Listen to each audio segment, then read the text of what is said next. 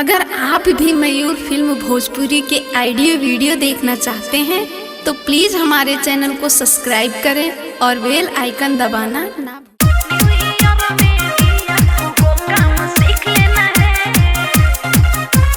मयूर recording studio मेहपुरवा।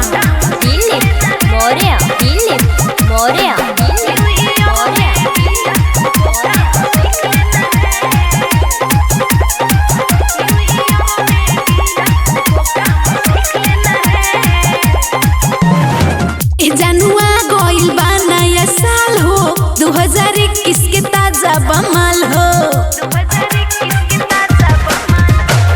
जनुआ गोइल बा नया साल हो 2021 के ताजा बमाल हो।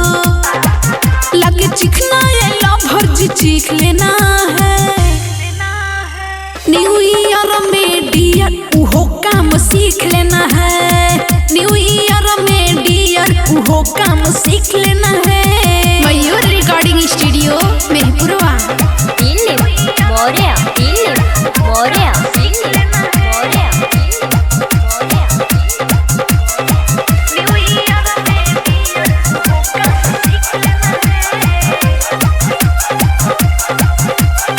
प्यार वाला रास्ता हो गइल क्लियर, मनवा में तनिको न बाटे फियर।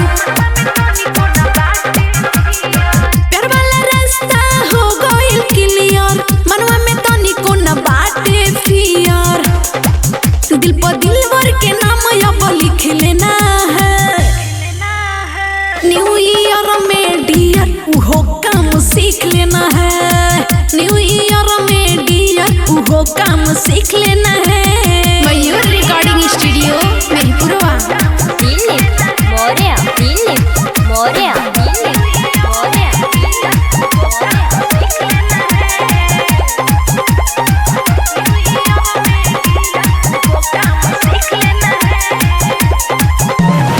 इधर जवानी बा उधर जवानी, नया बरस में करे के मनमानी। इधर जवानी बा उधर जवानी, नया बरस में करे के मनमानी। अब मिले खातिर ना तारीख लेना है। न्यू ईयर में डियर उहो काम सीख लेना है। न्यू ईयर में डियर उहो काम सीख लेना है। ए जनुआ गोइल बा नया साल हो 2021 के ताजा बमाल हो।